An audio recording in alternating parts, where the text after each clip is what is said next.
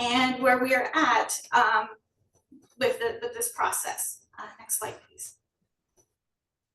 So brief little history and update. On September 18th, the policy for public service loan forgiveness for contractors was presented to the commission, and we did receive approval. So the policy did come into effect on October 1st, 2024. So within the date that it became effective, we made sure to have on our website a copy of policy for contractors to reference. We had the update, we posted the public service loan forgiveness for contractors submission process and the certification for contractors form for them to complete so that we can review to certify eligibility criteria as a full-time federal definition for a full-time employee. On October 29th and 30th, we did host office hours or questions and answers to talk about process and what we've developed. Next slide, please. So as of December 3rd, our agency has received 23 requests for contractor certifications. We have certified, we've had 9 applications for contractors that we have certified and have sent back to the contractors. So these would be what we call an approved application, but and where we certify their application for them to submit to the federal student aid for review. And then the additional certification requests are in eligibility review at this time. Next slide, please. So internally, we've developed an eligibility review process. And so we've been going through reviewing the applications. As I said, we have some that have been approved, and then the other ones are still in the review process. What we have discovered since receiving these applications and really being able to test these as pilot applications to kind of really work through these processes, you know, we are now starting to see a lot of these unique circumstances for the contractors versus, say, hourly paid investigators. And so we really are making sure that we are doing our due diligence in these review. And so as we complete our due diligence, making sure we're meeting the federal definitions, working actually hand in hand with student aid, the federal government student aid as well, and trying to get these decisioned in a timely manner for our contractors. Next slide, please. So with that being said, when I mentioned that due diligence, here is an example of a unique circumstance that we came across. Actually, we came across a barrier 2 weeks ago. And what was happening, what we discovered is with our applicants that had been certified and approved, they went to go submit their applications. And that's when we discovered that our federal employee identification number, our EIN for OPDC, was not being recognized with the U.S. Department of Education.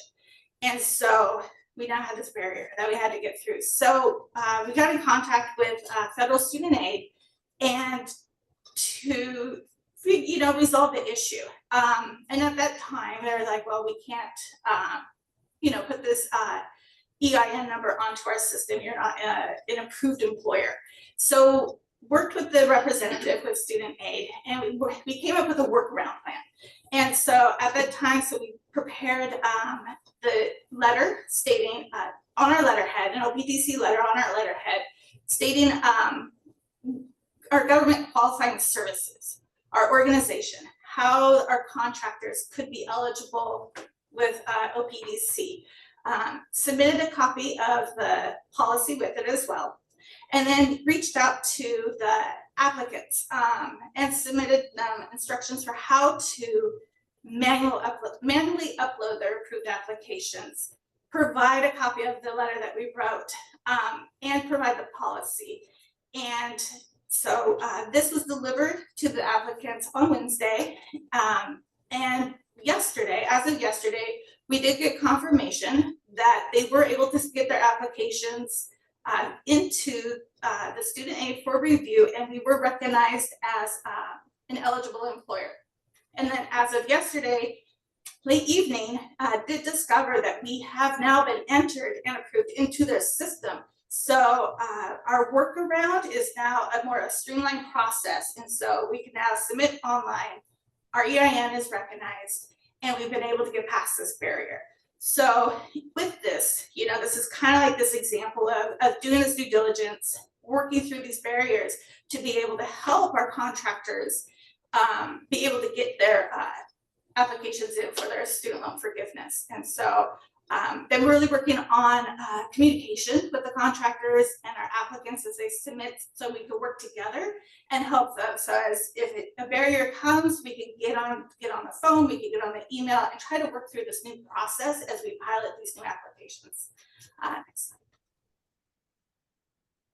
So, but I will say too, with the update I just provided, we do have brand new FAQs. I've updated the process manual to kind of talk through some of these updates that we provided, and those will be posted on the website. And just trying to make sure to keep the information current so that we do have a resource for the contractors to reference when they need to fill out their applications. Any questions? I have a question. I'm just curious, to what extent are we going to be collecting information? I would assume it's probably going to have to be kind of, folks will have to opt in to disclose, like, yeah, I was able to get this loan forgiveness, and this is how much money it saved me, because I think that would be a compelling data set to have as we're doing this work and trying to recruit folks that, like, hey, you could save up to X if you come do this job. Yeah, I think that's an excellent point, and that could be a good way to kind of go back and reflect on people once they actually receive their full forgiveness. And I wonder if we could do like a touch base, develop something. Maybe we could come up with something like that. That's a great idea. Like, we could write it down and come back and have more information on that later.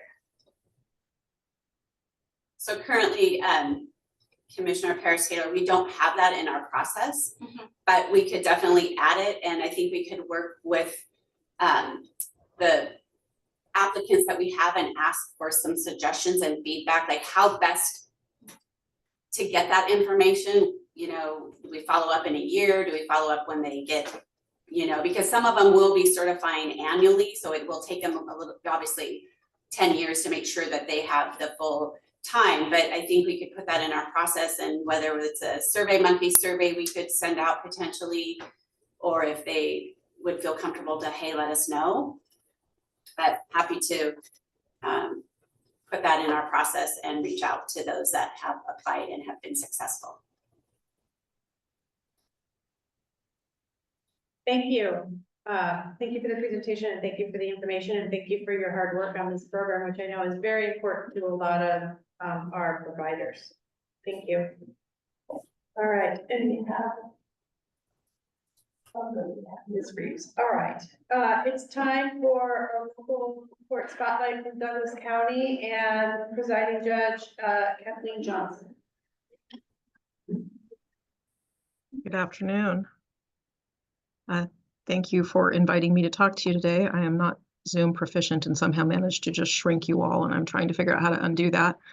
I don't really have a huge presentation for you today. There's just some key points I wanted to go over about where we're at and what I think that.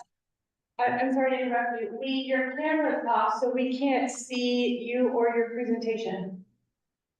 Okay, I don't have. I am not sure how share screen got hit because I don't have a presentation. It does say that my video is on. Your video is not on, but it's okay if you're. I mean, you can work on that and you can go forward with your presentation as you're comfortable. Let's try changing which camera it's trying to use. Did that help? Yes, that would be you. Okay, perfect. So we currently have about 400 just under 400 people waiting for attorneys in Douglas County. Of those, 95 people have been waiting for at least 6 months. There are 9 of those 95 who have been waiting over 300 days and 4 who've been waiting over 400 days. It's a problem that clearly can't be solved without more lawyers. The lawyers that we have are certainly working to the full capacity. I do have some concerns over, and I know there's been some talk about an open caseload model, but the way we're doing things now, if cases resolve early, attorneys may not be able to take more cases until they hit the next quarter or whatever measurement that is, and I'm concerned about that. And I know that's something that's probably in discussion. The other issue that I see, and I don't have the statistics on this, but I will tell you from my observations that it appears that the state employed lawyers, while adding those certainly seems like a good idea, it appears that they take a substantially lighter caseload than their contract counterparts. And so that can have a definite impact on how much coverage we get. They do a great job, but I don't see them taking as many cases as their contract counterparts are taking, and I don't know how that's supervised or managed. But I'm seeing a lot less of those attorneys in terms of caseloads than the rest of the attorneys that appear before me. The other issue is that the provisional licensing is great, but it requires such a high level of supervision in the early times with those provisional licensees that the attorneys who are trying to do full caseloads, who are admitted members of the bar, are struggling to both supervise and do their work. So I'm not saying that we shouldn't have the provisional licensing, but I think there needs to be a recognition that it has a pretty high cost in the early days in terms of manpower and what effect it has on those practicing lawyers who are also trying to do trial work and fully represent their clients. There's other levers that we can look at to try to solve things besides getting more lawyers. The problem is that our DA's office is fully staffed at 10. They currently have 4 admitted lawyers and 2 provisional lawyers, so they're down 4 if you count the 2 provisional lawyers as being full lawyers. What that means is that the only reason our numbers aren't higher is they don't have enough lawyers to file all the cases that are sitting in their backlog, and at some point that's going to come back to bite us. Our DA is not open to the idea of simply agreeing not to file certain types of cases, and I certainly wouldn't ask him to do that because he's an elected official who needs to make that decision for himself. So the lever of reducing the number of case filings is just simply not something that our district has available to us.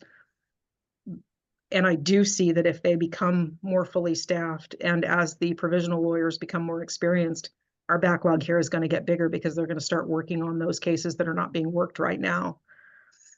We've looked locally at early disposition. It was something that I proposed in our plan when the legislature asked us to make one. It wasn't until a few months ago that we actually had a defense lawyer available to us to put that together. The problem is now finding a prosecutor who can work an early disposition court given their limitations. We have 5 courtrooms that these DAs have to appear in, and so just getting enough bodies to cover our courtrooms is challenging, and trying to add another program is a little bit taxing on them right now. So it's in progress, but I don't see it happening quickly. So that's I don't want to take up a bunch of your time because I think that what you're hearing from me is probably what you've been hearing from other communities. But I am happy to answer any questions to the extent that I can about what's happening in our county and what we can do. I have a question. This is Jennifer Nash. Your people who are unrepresented, who have been on your list for a very long time, are those people who have active cases or are those people who are on warrant status? Those are all active cases. All right, thank you. How many of your 400, I suppose I could look at this on the dashboard, but if you know off the top of your head, how many of your 400 are on warrant status? I don't think that 400 includes warrant status off the dashboard, but I could double check on that. I'm pretty sure that they don't go on the dashboard if they're in warrant status. Okay, thank you. And this is that count is directly off the dashboard. The ones that are over 400 days, we've reached out and asked for some priority handling of them to try to get them a lawyer. And we're told that that the priority right now is finding attorneys for in custodies, and so they're simply not working those cases right now after 400 days. I've considered dismissal of the cases. The problem is that if the statute of limitations hasn't run, the DA's office will simply refile them, and I will have effectively moved these people to the bottom of the list, which is not my goal. And I don't think it helps anything. Does anyone have any questions? Oh, yes, Senator Brzezinski. Judge Johnson, hearing the situation you have with the district attorney having a backlog, I'm wondering if there's been any discussions to use the Roseburg Municipal Court to take some of that caseload of the misdemeanors that are backing up off of their docket, so it wouldn't be coming back on you later. I haven't been involved in those conversations. I know that we have several active municipal courts in our district that people are cited into regularly. We also have a couple of justice courts. And I know that they all do have cases and have regular cases that are sent into them. For example, the city of Roseburg, our highest jurisdiction, your highest probably arrest jurisdiction other than the county as a whole, um, they have a municipal court that's very active, and they cite anything that they can into municipal court, as opposed to sending it to circuit court. Could you explain, or could you expound on what misdemeanors are going into the state system that are not going into the municipal? I assume potentially assault or DV, but I'm wondering if there's been a policy such as on DUIs, that they're also going to circuit court versus the municipal courts. I know that some of the municipal courts are handling their own DUIs and diversions, so I don't think there's a policy about that. We do tend to see a lot of the assault fours because we have the resources with domestic violence court that municipal courts don't have. And low level misdemeanors, I think criminal trespasses, and I'm not saying we don't get those, but I think most of those criminal mischief, criminal trespass cases tend to go to municipal court. One of the things that I will note is that when we have mental health issues, and we have a pretty high incidence of that in Douglas County, those tend to come to circuit court because municipal courts are simply not set up to handle interactions with the state hospital program. Thank you. You're welcome. I got a question. Judge Johnson, what did you mean when you said provisional licensing and provisional attorneys? The people who have not passed a bar exam and been fully admitted to the bar can practice as a provisional attorney under the supervision of a licensed attorney. And then under the new program, they compile a portfolio. I don't know all the details. You'd have to talk to the bar about specific details, but they put together a portfolio that is then judged to determine whether they get full admission to the bar. And I think it's a 6-month program. My observation of those provisional licensees here in Douglas County is that they are highly inexperienced in terms of, I'm not sure that a lot of them have even worked as clerks to understand how to operate in court. So they're starting from basically straight out of law school with very little practical experience, and they require a great deal of supervision by an experienced attorney. Thank you. Karen, actually, see a couple other commissioners with their hands up. I don't know who was first, so Commissioner Reinhardt. Commissioner Smith is first, actually. I'll go after. All right. Thanks, Brooke. Judge, we hear a lot about why it's hard to recruit public defenders, and obviously we spend a lot of time studying what we can do better in that system, but it sounds like one of the linchpins of the problem in Douglas is actually that you're having a hard time hiring DAs and retaining DAs. Can you, and that some of the creative solutions that have been used elsewhere, there's no capacity in the DA's office to support those solutions down in Douglas. Can you talk a little bit about what some of the barriers you think there are to getting DAs on board in Douglas rather? I worked in the DA's office, and I'm honestly, they pay relatively well compared to some other rural communities in Douglas County. They are not as low as it used to be. You were hired as a deputy DA and you didn't make much at all.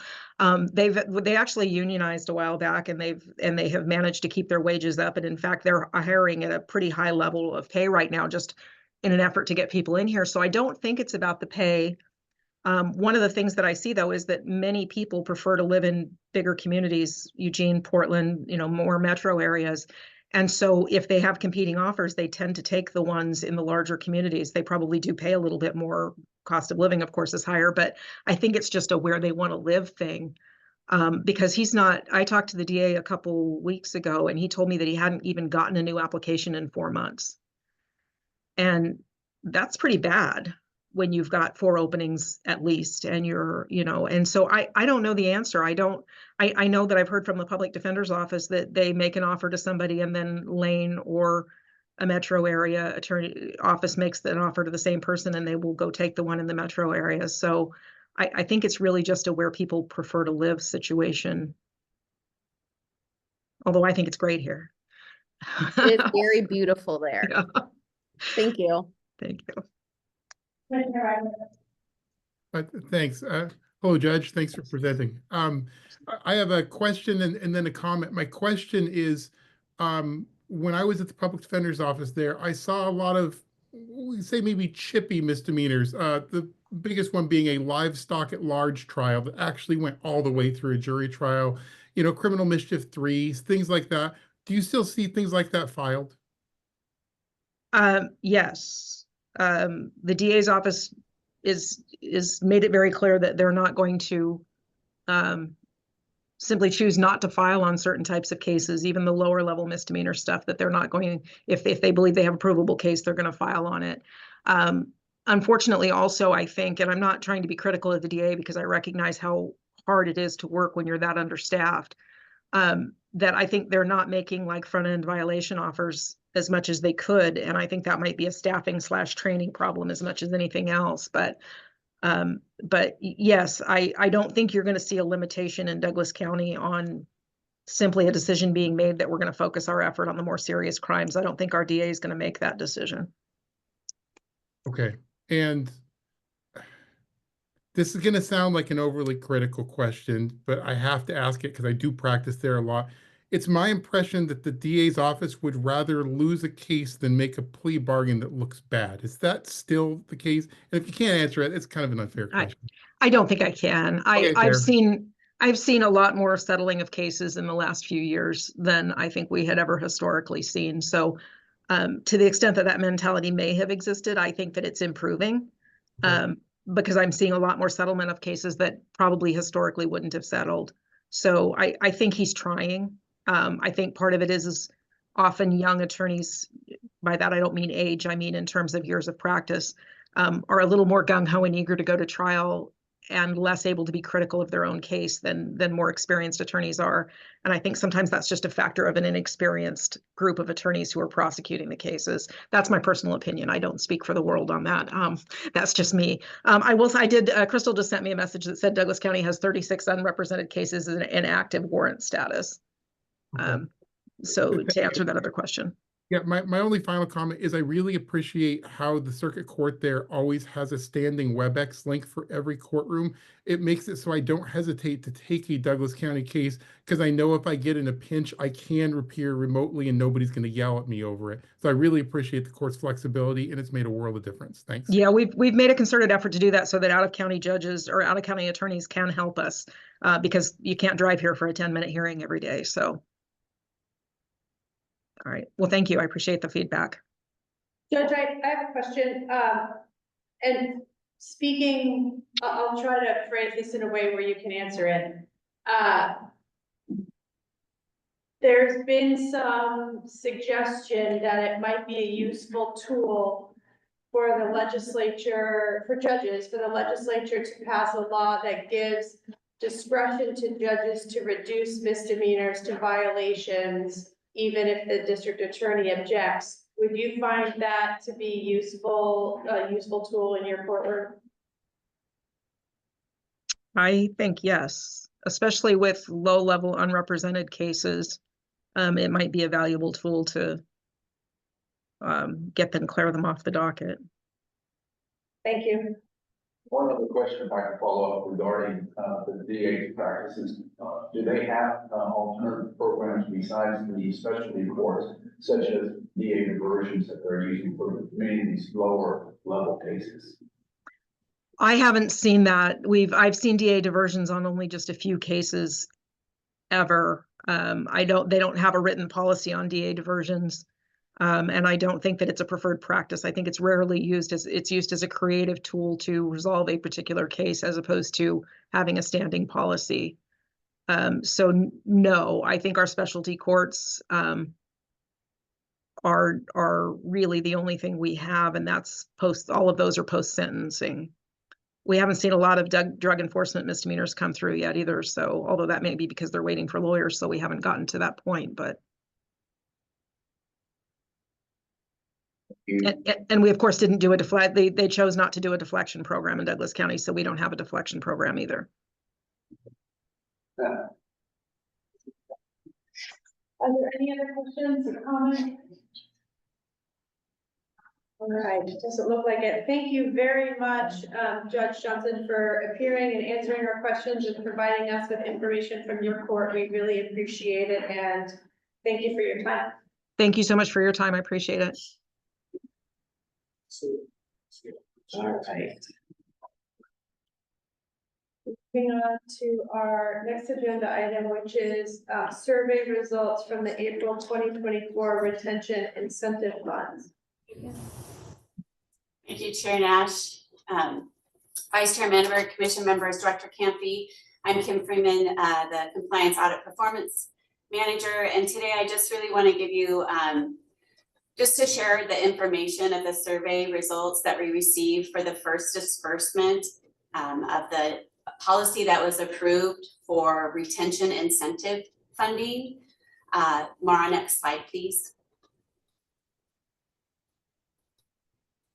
So the original policy was approved in March 21st, 2024, and it was part of the 9.9 million retention incentive funding policy. And the commission approved to disseminate two payments. The first one in April 15, 2024, which those funds did go out. And then our second disbursement is scheduled for April 15, 2025. So our first disbursement was half of the 9.9, which the amount is here, over $4.9 million went out to 95 criminal contracts, 47 juvenile contracts, and 23 PCRP contracts in April of 2024. So the policy was approved, caseload reports were all submitted by the due dates, and the funds went out on April 15th of 2024.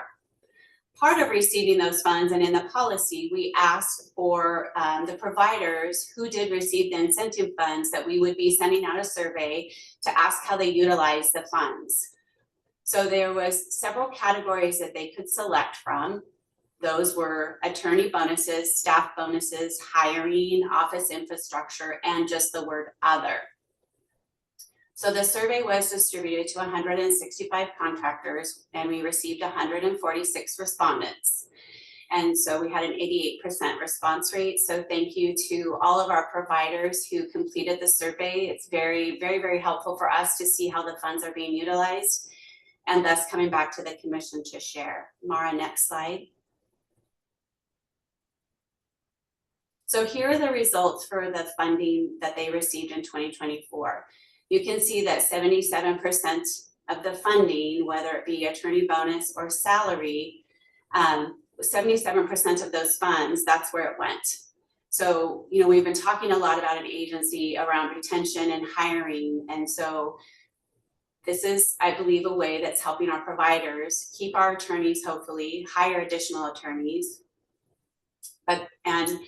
And just of the respondents, 77%, the bonus had an impact on retention. I also want to share the funding that went out in 2023, which was a different set of dollars, but the results are very similar. Next slide, Mara. So in 2023, you can see that we had 155 respondents, and 65% of it was to attorney bonus and salary. And again, the numbers are very, very similar from 23 funding received and then the 2024 funding. So really my presentation today is just to let you know how the money was utilized by our providers, and then to share some next steps with you. Next slide, Mara. So we will begin communication here in early January with our contractors for the 2025 retention incentive money, which will be dispersed in April of 2025. So that way, everyone who is eligible for these funds will know all the requirements, and it's same what's in the policy that was approved by the commission earlier this year. And then I plan to come back to the commission in a year from now and be able to share the results of the funding from 2025. And if I were to guess, I would guess our results would probably be very similar. And with that, I'm happy to answer any questions, but this is really just to let you know how the funds were utilized. Thank you. Commissioner Harris. Just a clarification, thank you for the presentation. When you say on one of these graphs, for instance, the 2023, the 65% went towards attorney salary, doesn't that isn't that, don't you really need 65% of the people used it for that? Because clearly we're over 100% of this park. And someone may have used. Yes, you Okay. are correct. Thank you, Commissioner Harris. I want to make sure I was reading that correctly. Thank you. Any other questions or comments? Oh, Yeah, I just had a go ahead. question. Seeing that the trend is that, you know, these bonuses were going towards salary, I'm wondering at what point do we start to talk about policy that addresses wages? As that's been one of kind of the key things that we've heard, at least in the time that I've been on this commission, is that wages need to increase. And it seems like that's a conversation that might need to happen sooner rather than later, as we are building toward our ask to the legislature. Thank you, Commissioner Paris Taylor. Duly noted, and I know that those conversations are happening, I believe, in some of our new work around the workload model and the hourly agreements. And I believe those conversations have been happening since this funding's gone out, probably prior to this funding, and I know it is a continuous conversation. But I will check in with Director Camphy and also others around that conversation. Can I ask a clarifying question of Commissioner Paris Taylor? Are you asking if are you asking the agency to develop a policy around when we make a contract payment, what percentage of that payment goes towards salary? Is that the? No, it's more, I think, related to the workload model conversation in terms of, like, you know, parity has been brought up numerous times. And so, like, how do we move that conversation along and really have a realistic plan around what that looks like, and communicate that to the legislature, because it's going to cost. And I've always been a proponent of, like, we just need to say what the real price of this is and consistently say that, so that the legislature understands the gravity of the situation that we're in.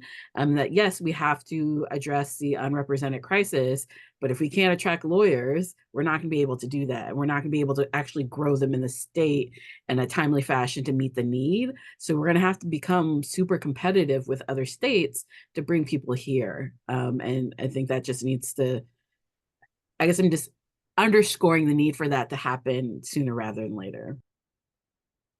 Thank you. I guess what I'm wondering is, there was a quote in each of the graphs that said that the compensation payments had an effect on attorney retention. And I guess what I'm wondering is, do we know what effect, if any, it really had? Because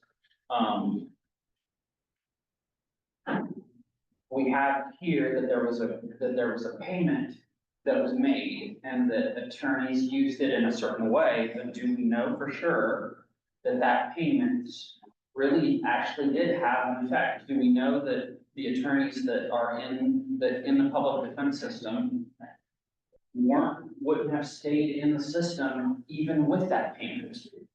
Is the data that we collected here, is it really just positive? And did that data that we have there, is it self-selecting? Is it telling us what we wanted to know anyway? Is there anything in that data that absolutely tells us, yes, we absolutely retained attorneys because of this payment and only because of this payment? And I would push back on the conclusion that this payment absolutely completely tells us that we are retaining attorneys. I don't think it tells us that. So you want to know what questions asked? Yeah, I want to know what questions asked, and I want to know, ultimately, I push back on the fact that I don't think that this retention payment actually retained attorneys. I don't think we're asking the right question, and I don't think ultimately we know the answer here. And I ask the committee in general, let's hold back on patting ourselves on the back with this retention payment and saying that we are doing what we say we're doing. I'm not sure that retention payment really retained attorneys. So So what you're asking, if I may summarize, you're asking for more information from the staff about what question was asked to determine that then had them draw the conclusion that Right, and maybe the question was, did it have an impact? right, and But we then, need to figure that and then out. as a commission, I'm saying, we Okay. need to do more to actually retain attorneys, that's the big conclusion point. But yes, I also wanna know more about what we asked, because I don't think that conclusion matches what I'm seeing. So do you have that information available, what the question is? I guess two things. What questions were asked and who they were asked to, like, where did we get the data from? Chair Nash, I don't have the questions in front of me, but I'm happy to get them tomorrow to be shared, or I'm happy to come back next month as well. And then the data came in via our Nintex forms, which was then derived from the data team. So So it came from and providers. we used the same questions from the 2023 survey for the 2024 survey to show that comparison as well.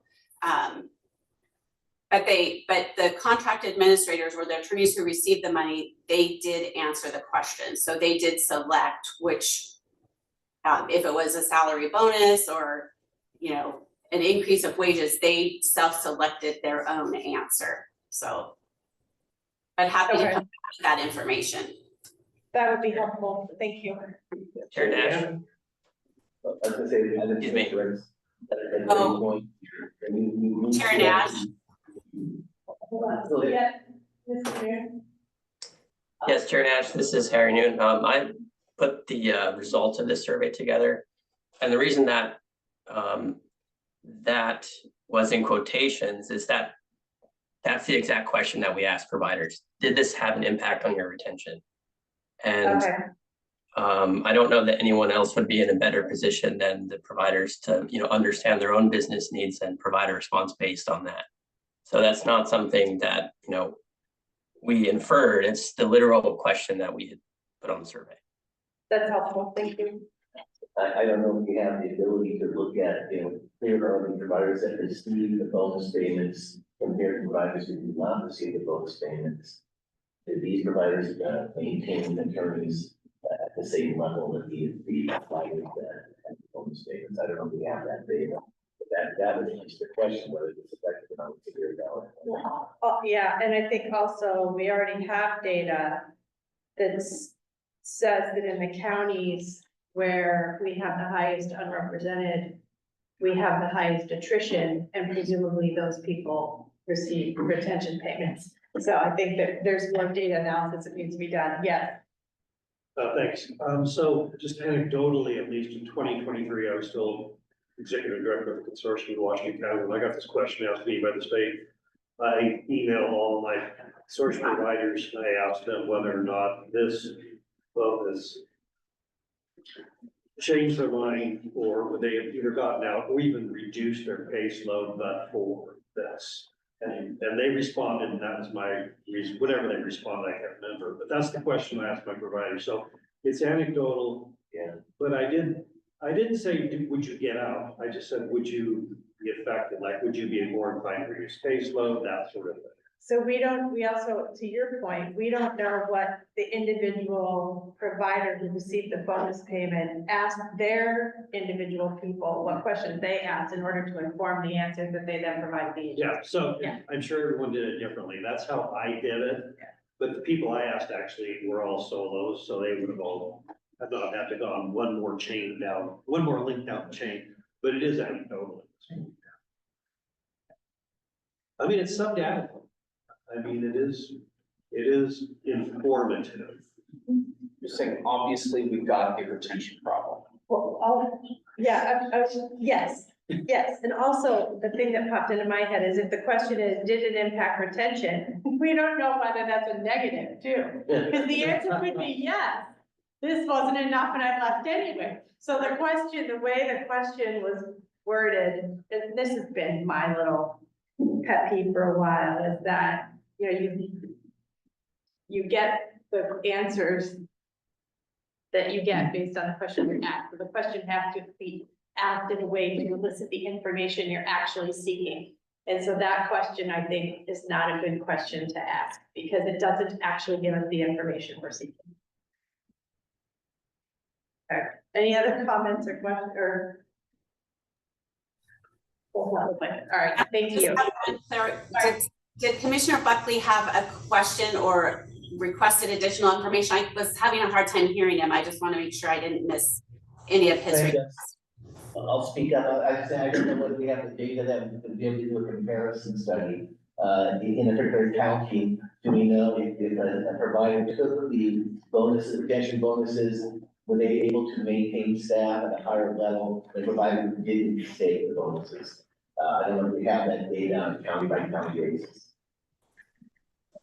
Okay, thank you. I can work with the data team to see if we have that. Great. Thank you very much. And thank you for the presentation. Okay, next moving on to FCMS update.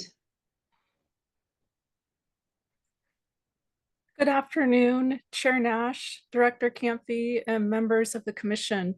My name is Mary Knobloch. I am the lead senior IT project manager for FCMS, presenting on behalf of David Martin, our CIO. Next slide, please. We are in stage 3 pre-implementation planning, and I'm going to walk us through a lot of our accomplishments the past month, as this is a live project rapidly moving through our timeline. A lot of these have additional items that I'll be speaking to as well. So to kick it off, our main accomplishments for the past month were we posted our addendum number 1 to Oregon Buys on November 14th. And this is part of our procurement schedule. So all of these items that I'm reading through, if you have any procurement related questions, I do need to ask respectfully that the Commission hold those questions, and we will direct those to our procurement officer to answer those. She's happy to answer those. Jana Hart is available offline for us, but to notify the Commission, as we are in a live procurement phase right now with a live RFP on Oregon Buys, we do want to have that lane open for you for those questions. So our second procurement accomplishment was that we completed our request for proposal vendor Q&A round. Vendor questions came back and were received and distributed on November 15th. Our project team expertly and efficiently and quite rapidly responded to a large number of questions and returned to procurement for review by November 21st. Another note, all of these accomplishments I'm reading to you were delivered on time under a very tight schedule with a lot of work to efficiently work through. Our future state process maps are also being reviewed and in the process of going before our greater agency SMEs, and we completed our finance process maps on November 19th. Next slide, please. With our next steps, I want to highlight again how quickly FCMS is moving in our schedule. A lot of these have already been completed on time and with great efficiency, accuracy, and a high level of collaboration and teamwork. So the RFP addendum number 2 was published to Oregon Buys on November 26, 2024. Our RFP Q&A vendor responses were also published to Oregon Buys on November 26th. We had an original RFP protest period end date for December 3rd, 2024 that was met and completed. We have an additional item for this slide that has been living. So we've done a lot of work since this slide was prepared. But from November 26th to today, we actually have an addendum number 3 that's been published to Oregon Buys. And within that addendum number 3, the agency FCMS project team made a strategic executive decision to move the proposal due deadline to January 10th, 2025. This decision was thoughtfully made, approved, and went under the appropriate levels of governance and approval. And with that, I do want to pause and take a moment to help the commission understand that while FCMS had been rapidly moving since February, we've also been careful to ensure we're working closely with the Department of Administrative Services to align ourselves strategically to meet the requirements for the executive branch. So FCMS has really been a forefront participant and working towards all of those approvals and governing bodies that help us move through this project in stage 3. With that extended timeline for the proposals being due, we also have a highly skilled project team that is currently reviewing the schedule to find ways where we can pull in or mitigate that 13-day delta. I do want to stress that any time from the schedule that has been unanticipated with a delta has been strategically reviewed and approved and mitigated. We are very careful to make any adjustments to the schedule without thoughtful planning and approval from our governance processes. With that being said, we are still looking forward to moving on with our future state process map work group reviews. Alongside this other line item, we have an extensive amount of work going on that's not shown in detail here, but I will let you know that the whole project team is working hard on verifying a lot of the project artifacts for stage 3. And a large body of that work is reviewing our process maps that will go through reviews and feedback from our data team, trial team, appellate team, juvenile, and our other stakeholders. And we looked forward to completing that by January 23rd, 2025. Next slide, please. So we had one risk that we really wanted to highlight that I've kind of been speaking to today already. Our schedule is probably the most closely monitored artifact for our FCMS project right now in stage 3. And risks around the critical path items include a lot of those moving parts I talked about earlier, our internal quality management service interviews, our change management discovery sessions with Moss Adams, our procurement activities, and our stage 3 artifacts and activities that include future state process mapping, as well as use case development. All of those items are being expertly navigated by our highly skilled project team, and they're all running from November through March of 2025. So our SME availability, our subject matter expert and resource availability and critical path are being managed expertly and closely to stay on time and on track. Next slide, please. Again, we spoke a little bit to the schedule, but to highlight here, again, we are still running on critical path.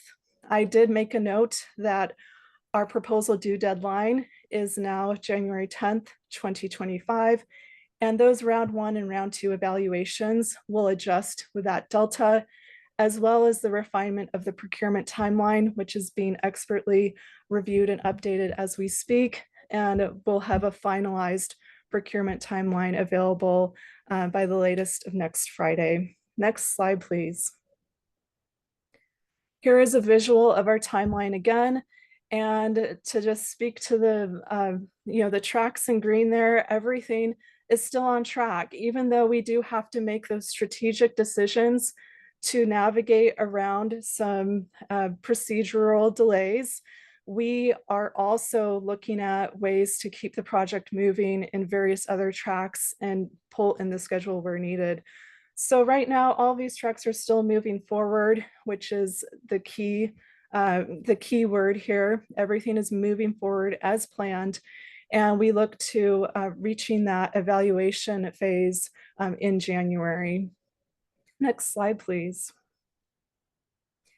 For our status, we are still running around a yellow right now, which is about a medium risk for the overall project status. Obviously, the items I've mentioned today for the procurement timeline, there are some dependencies and constraints that we're managing that leave it still at a medium risk.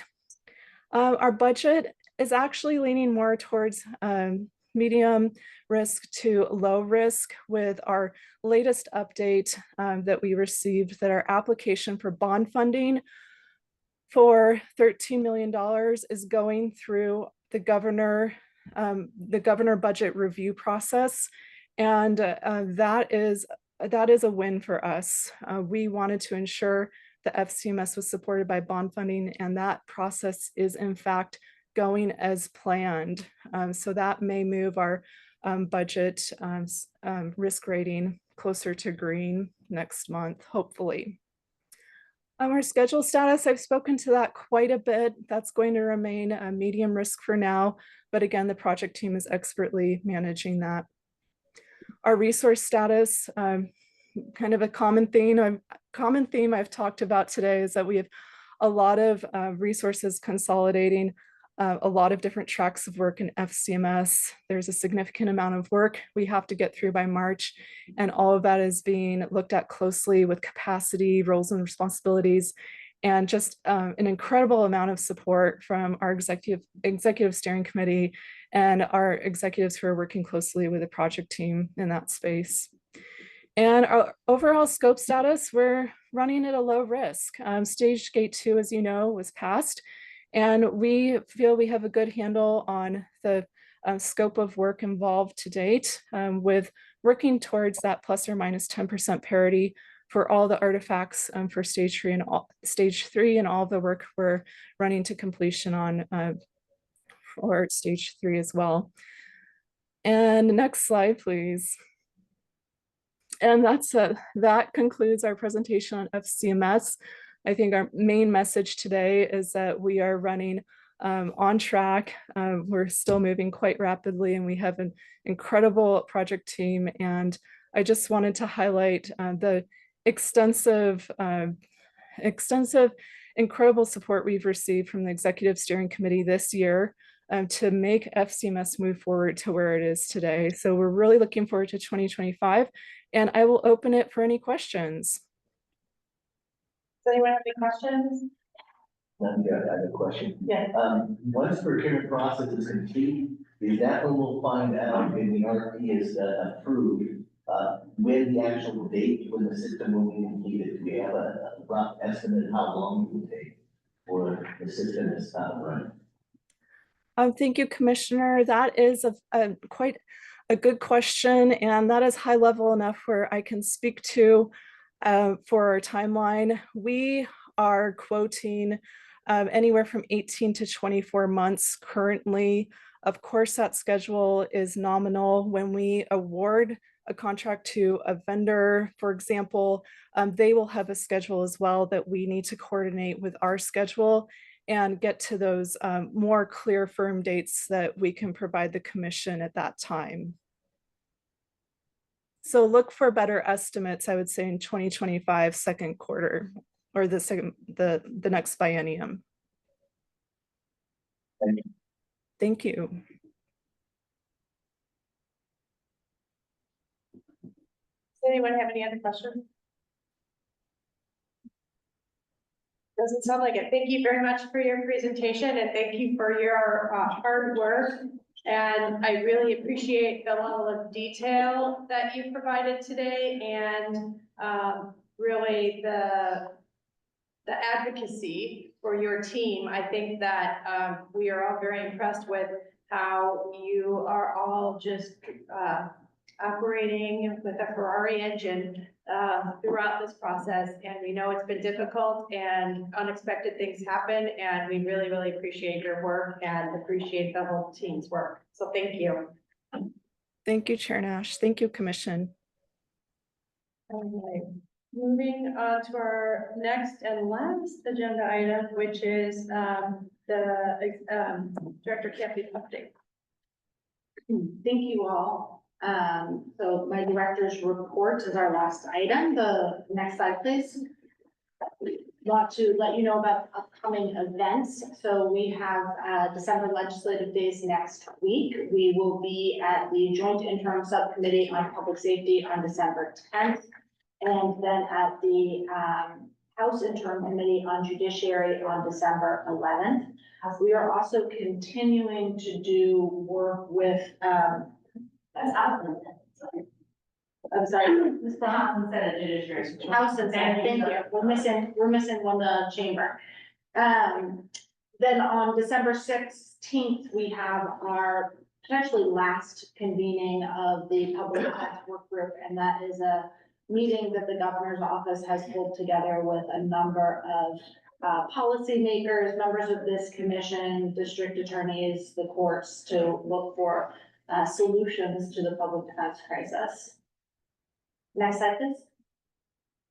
I just wanted to update briefly on some of the big things that we have going on. So we received a copy of the governor's requested budget that became public on December 2nd. That budget does recommend 720 million in funds for OPDC. That represents a 17% increase. So a real show of support from the governor, identifying public defense as a priority for her. Very, very thankful to have her support in that way. We've already covered the wage garnishments and the freeze on new legal contract services. And let you all know that the accounts payable work group is ongoing. They met yesterday, had a good conversation, and then the next meeting is, they moved, I believe, to a once a month cadence from an every other week cadence. So they'll be scheduling their next meeting in January. Really thankful for all of the people that are taking time to participate in that. It's been a really helpful conversation and has informed a lot of the policies that we've been able to move forward. So it's been a really good process. Next slide, please. Wanted to give you all some high level information about the governor's proposed budget for 25-27. So in total, we are looking at a recommendation from her to increase OPDC's budget by 17%. At a high level, you can see the areas of our budget buckets where those increases would hit. Right now, our budget team is going through the process of reconciling the governor's requested budget with the agency requested budget. So that work is ongoing. And if you all have more specific questions, I'd have Ralph come up and join us. Could you maybe, Mr. Amador, if you know now, I know it's been a kind of a short turnaround, talk about how the governor's requested budget aligns with our requested policy option packages? I'd love to share Nash. So they didn't agree and approve with all, maybe they didn't agree, but they didn't approve all of our policy option packages. They did approve policy option package 101, which was the FCMS. So they did provide funding and positions for that. Because a lot of our positions are limited duration. They recommended those positions become permanent, so we can fully fund that. And FCMS changes a little bit because we're $3 million of general fund and about $10 million or $13 million of other fund bonded money. So that's a different, entering a different phase of accountability for us. Package 103, Pop 103, which was the public defense, state level public defenders. They gave us all the money and positions for that. Wait, say that again. What 103 was the state employees. State level Right. employees, yes. The trial, state level trial offices.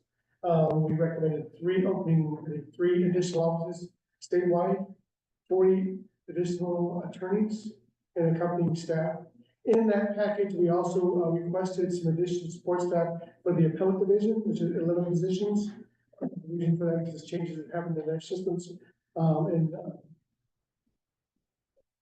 changes that happened in their area, which necessitates them needing to have additional support staff as they collaborate with the Judicial Department and Department of Justice so that they can meet those needs. They also approved, package, 104, which is the, provider rate stabilization.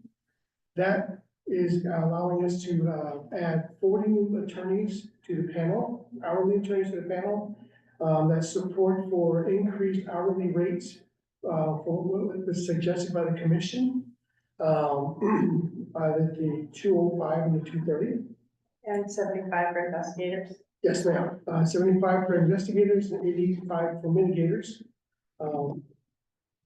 We also approved, package 106, which funded positions for the, administrative help for the agency. In particular areas for policies and stuff that we are in areas where we need assistance and help to help get rules and policies and everything else out. Typically, for, again, approved the 2 positions that we did to, assign cases, but they made positions permanent, which is good for us. Lastly, they approved, package 107, which, gives us additional money to cover, TIP extensions into the next biennium. Because the majority of our costs for TIP over these last extensions are going to occur in the next biennium, so we need money to make sure we cover that. I think that just about covers it for what they approved was. Oh, they also, some of the reductions that we proposed, for services, supplies, and mandated caseloads, and the guardianship program, they did put those back into our budget for supporting those as well. Does anybody have any specific questions about? Yeah. I got questions, I'm sorry. The 3 offices that will be open, next biennium under Deborah's proposal, were there 3 offices, you say? Commissioner, about the, yes, I believe there's 3 on. And so which ones would this be? What areas? I Don't know about that. don't know off the top of my head, sir, I'm sorry. I don't know off the top of my head either. I think I could sit down and spend some time with it. It is pretty new information for us right now, and we are working through the details. And just want to make sure, I'm interested, of course, to see if the south, west office will be open because good. Yes, yeah, we're very interested in that. And then, thank you for responding to my email that, the law clinics were not funded, or at least proposed to be funded by the Deborah's recommended budget. But what area of the budget does recruitment come out of? Do we have funds to recruit? That was also 108, same bucket, right? The law schools and recruitment and retention were in the same spot. The law schools were in top 108 was part of the recruitment and retention plan that the commission developed. And it was small. Can you answer the question around currently which budget bucket the law school funding is coming out of? It's coming out of the special programs and contract and distribution bucket, which only now has 1.7, which is the guardianship program, sorry. Okay, thank you. Yes, sir. Questions about specifically about budget issues, anyone? I can't see, Brooke, do you have your hand up? Yes, but it's a question for Jesse, but not about the budget, so I can wait until later in the presentation. Okay. Okay. Thank you very much. Thank you, Mr. Oliver. Next slide, please. It doesn't show up very well in here. We wanted to say a special thank you to Commissioner Seeliger. This is his last.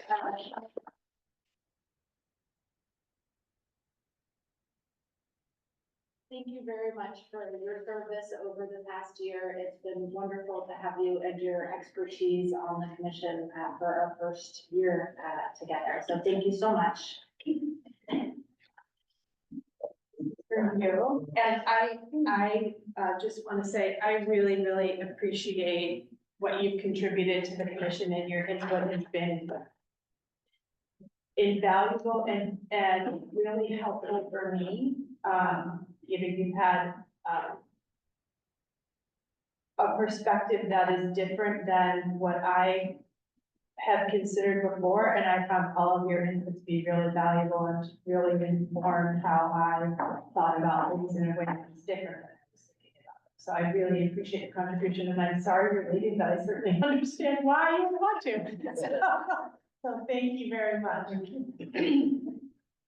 Thank you.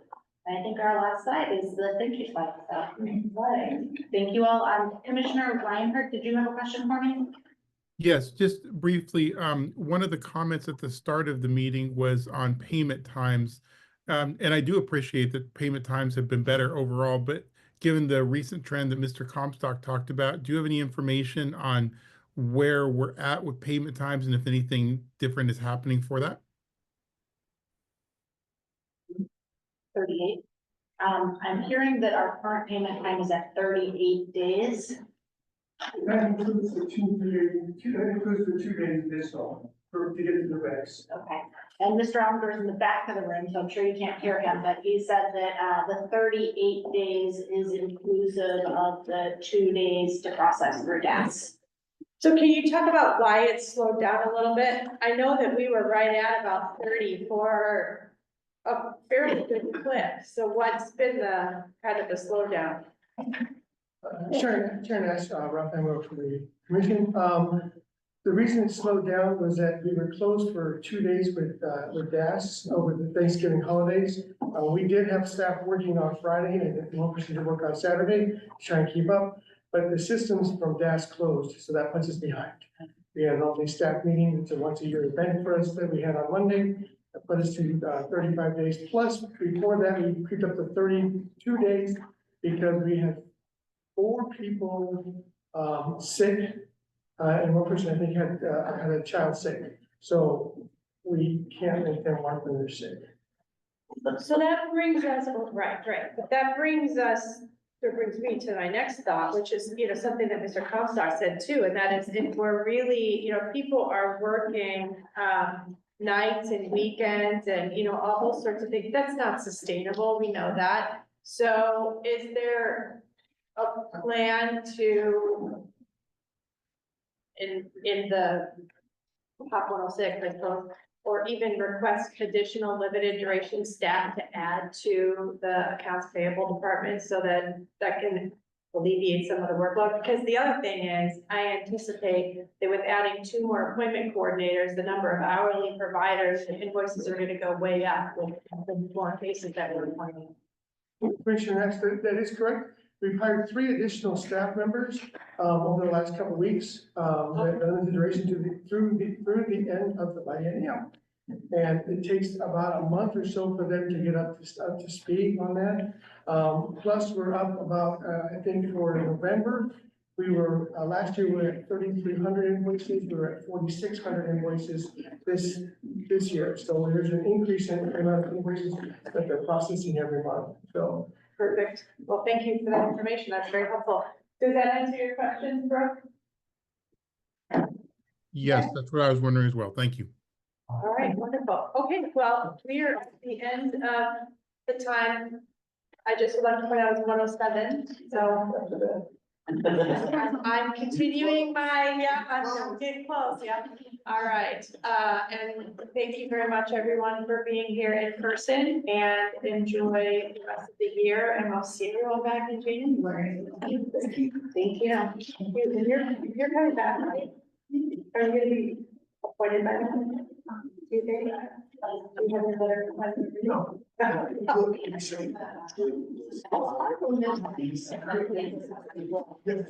Yeah, yes. That means I'm in.